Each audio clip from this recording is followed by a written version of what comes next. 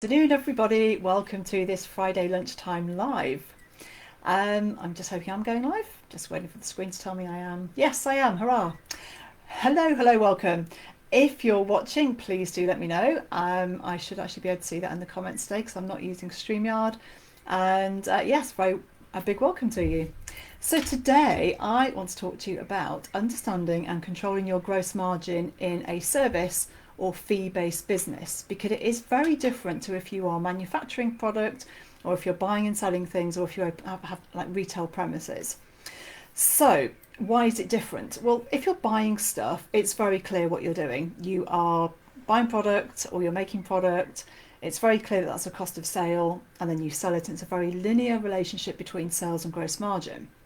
But when it's fee-based or service-based, it's much more subtle in some ways. We haven't always got that clear delineation between what's an overhead and what's the cost of sale. And we often don't think of ourselves or our people as cost of sales when we're running that kind of business.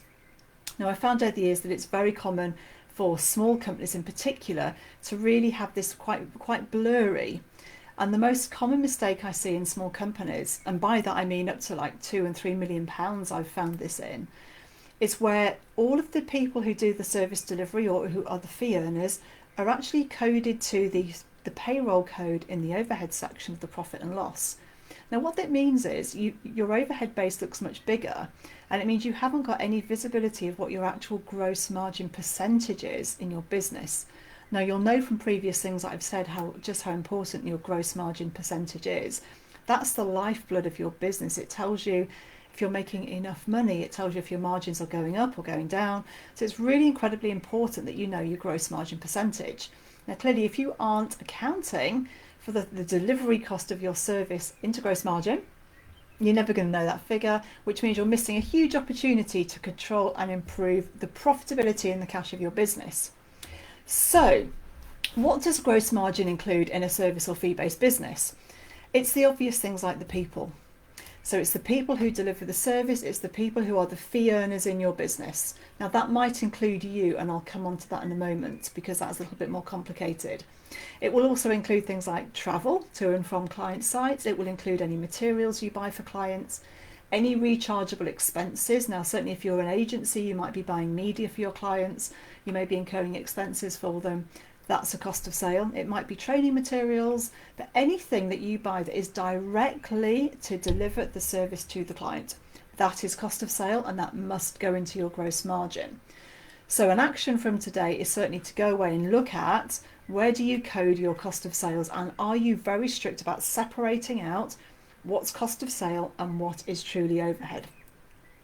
Now, if you're a fee earning business, there's very likely you've got a complication of how to recognise your income.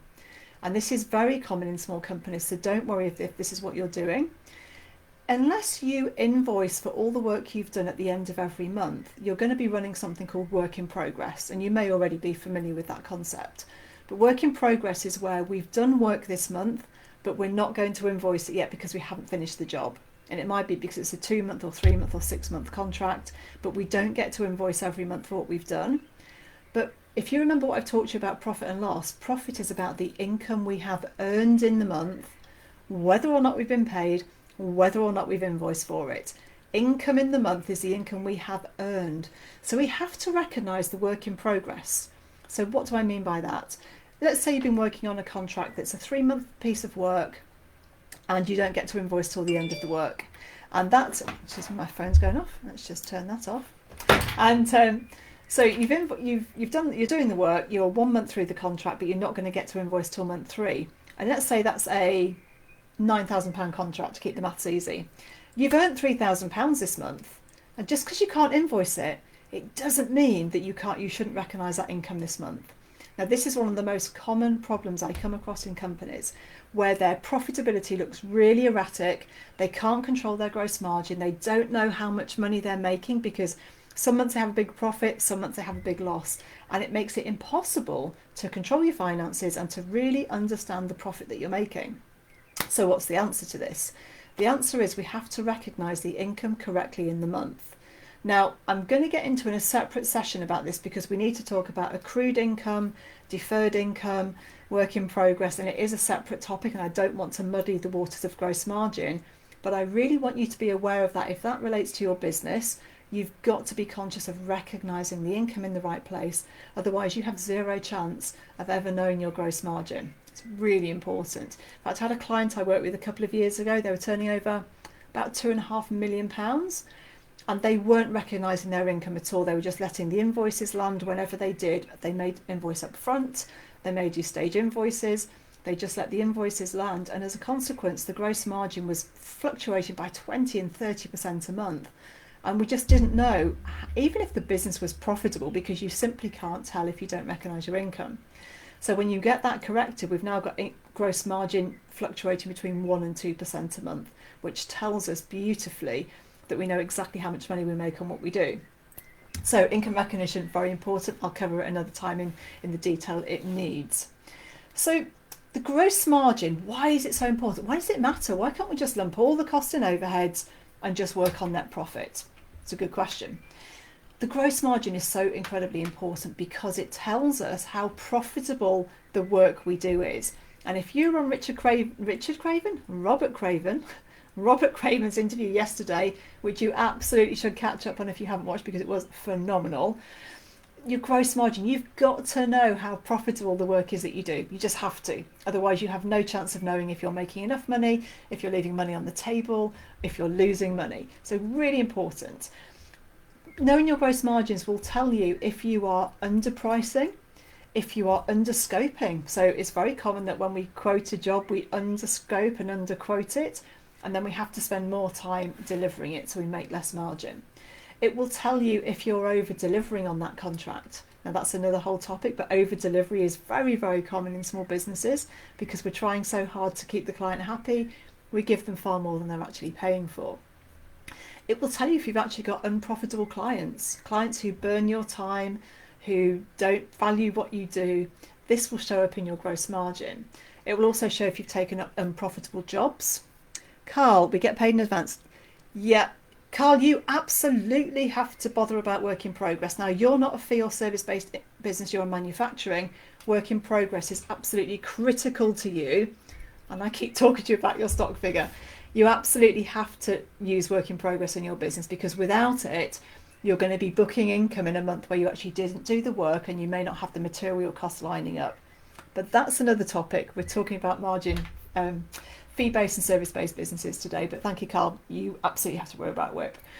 And it will, so knowing your gross margin will also show you if you're costing your jobs well enough or not. Because often what we do is we cost a job and then we don't actually know if we delivered it in line with the costing we did. So gross margin shows that up for us. It also shows up if you've got people who are delivering your service or your what you provide, and they're not very good at it, or they're still training, or they're struggling, or they're overwhelmed, because productivity will go down, which absolutely shows up in your gross margin. It's like this magic figure. It kind of shows us so many things. And it also shows up in efficiency issues, so especially when you think about working from home. Are people being as efficient as they could be? Are they burning time? Are they doing things the long way? In fact, I've got a client right now they found out, they brought people back to the office and they found out that whilst they've been home working, everyone's made up their own little system and process and routine. No one's doing anything the right way or the same way, and they're all duplicating work. So productivity took a nosedive, and we knew this was happening because gross margin was dropping. We could see that drop in gross margin. We could see we weren't getting as much work out the door as we should have been. So gross margin, magic thing, shows up all sorts of stuff. But can you imagine if you aren't booking your income in the right place? You'll never know that. You'll never see it. It's really, really important. If you're a fee-based business, it's a really good idea also to track profit by person. So in my last company, I had a management accounting practice. I had 12 staff, and we tracked their fee income by person against their cost. So we knew the gross margin percentage of every person in our business, and that was super helpful in working out if people weren't sitting at 65%, we knew we got a productivity or a training or a knowledge issue, or it might have been down to the client and the scope of the work and the over delivery. But it meant that we could see immediately, right, Fred Blogs, he's running at 50%. Where's that missing 15% gone? So really important. And without tracking gross margin, you just never know those things. I also would say is if you are if you have fee income and you have other types of income like maybe recharged expenses, recharged disbursements, recharged media spend, you absolutely must have those on separate revenue lines in your profit and loss. Because what too many small companies do is they lump all of their income into one line, and that is just incredibly unhelpful. If you've got more than one thing you sell or more than one service you provide, you absolutely need separate nominal codes for each one, because each one of those things has a different margin profile. If you're recharging media spend, for example, that is not going to be the same margin that you're making on your people.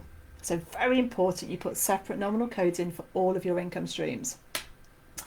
What else do I want to say about that is, now, if you are, as a small company, it's very likely that you are one of the fee earners, or maybe your business partner is a fee earner. Now, what's happening with your cost? You're either going to be in directors' salaries and overheads, or you're going to be a split of some salary, and the rest is going to be in dividends. Now, we clearly can't code that to cost of sales and the profit and loss. So if that's your business, and I'll tell you what I used to do in my last company, I'd do the management accounts and I'd do a separate calculation where I'd actually pull in 50% of my time because I was 50% billable, and I'd take my dividend and my salary cut and I would just adjust it into the gross margin so that I could see what our true gross margin is. Otherwise, I've got fee income I generated, but no cost. So clearly that doesn't work. So we have to match up our income with all of our costs and to know how profitable that income is. So that you can't really code that in directly through your accounting system, but it's very important you just do a little manual calculation. Won't take you very long, but it's going to tell you so much that it's really, really worth doing. Now, another question we get is, what if I've got, so my fee earning staff, they maybe are 70% billable and the rest of the time is on admin and email and that kind of stuff. What do I do? Do I split code their salary? Now, the answer to that is no, because if they are 70% billable, which would be about the right level, 70 to 80% billable, you've still got to recover their entire salary through what you charge for them. So don't ever make the mistake of only thinking you've got to cover that 70% salary. We need all of their salary spread across their billable hours, so all of their cost always sits in gross margin, so that you can see that is all of my cost of sales, and then all my overheads are my true business overheads for the running the business. And that's what we did in my last company. We're very clear about saying every single thing that is client delivery facing, every cost that we spend to deliver the service goes into gross margin, everything else comes into overheads, and then manually we would split mine and my business partner's time back into gross margin. And then we do a full analysis of exactly who made what profit in the month. And then once we knew that, we can dig into timesheets, we can dig into clients, because the point of doing all this is we want to keep improving our gross margin all the time. So per Robert Craven yesterday, are you charging enough? How's your pricing? How are you quoting? How are you scoping? Because we tend to underscope, we tend to underprice. And the gross margin is an amazing tool for showing you just the capacity to improve the bottom line of your business, which will increase the cash in your business, and it will improve the value of your business as well. So that is all I have to say on gross margin today, quite short and sweet. So please make sure you watch this and let me have any comments below. If you're watching later, #replay, any comments, any questions, let me know and I'll come back in the feed and I will answer them for you. Have an amazing bank holiday weekend. I'm off to Carl Benfield's birthday party tonight, so it's going to be fun actually seeing people. Quite scary. So have a great bank holiday weekend and I'll see you next week in the group. Bye now.